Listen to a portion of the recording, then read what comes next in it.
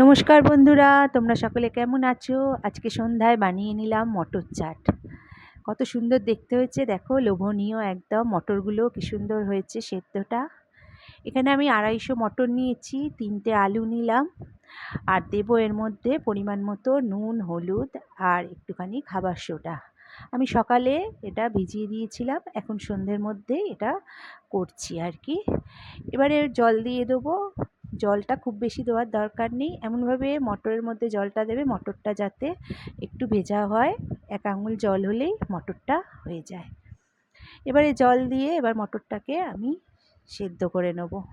এদিকে নিয়ে নিয়েছি জিরে আর শুকনো লঙ্কা, এগুলো ভেজে গুঁড়ো করে নেব। দেখো বন্ধুরা, মটরটা সেদ্ধ হয়ে গেছে, আর কত সুন্দর সেদ্ধ হয়েছে। খুব বেশি গলে গেলে ভালো লাগে না। আলুগুলো তুলে আলাদা করে রেখে দিলাম। এদিকে আমি পেঁয়াজ, ধনেপাতা, আদা, টমেটো, কাঁচা লঙ্কা সমস্ত কুচিয়ে রেখেছি। নিয়ে নিয়েছি সর্ষের তেল, জিরে তেজপাতা ফোড়ন দিলাম, আর দেব হিং। হিংটা এভাবে দিলে না দারুণ সুন্দর একটা গন্ধ আসে, খেতেও খুব ভালো হয়। এবার এটা হয়ে যাওয়ার পরে আমি দিয়ে দিলাম ধনে জিরে গুঁড়ো। এবার দেব শুকনো লঙ্কার গুঁড়ো, একটুখানি আমি কাশ্মীরি লঙ্কার গুঁড়ো দিয়ে দিলাম, তাতে কালারটা খুব ভালো আসে।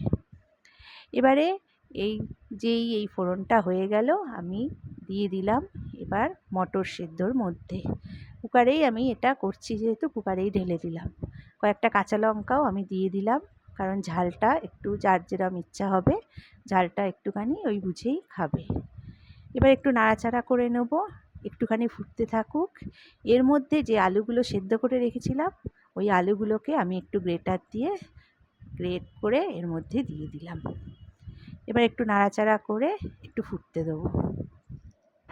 এবারে নামিয়ে নিলাম, তৈরি হয়ে গেল আমার মটর চাট। কি সুন্দর দেখতে হয়েছে বন্ধুরা, দেখছো তো? এবারে আমি একটা সাদা প্লেটের মধ্যে দিয়ে দিলাম, দিয়ে ওর মধ্যে যে জিনিসগুলো আমি কুচিয়ে রেখেছিলাম, আদা, পেঁয়াজ, এমনি ধনেপাতা, কাঁচা লঙ্কা কুচি, আর দিলাম অবশ্যই তেঁতুলের পাল্প।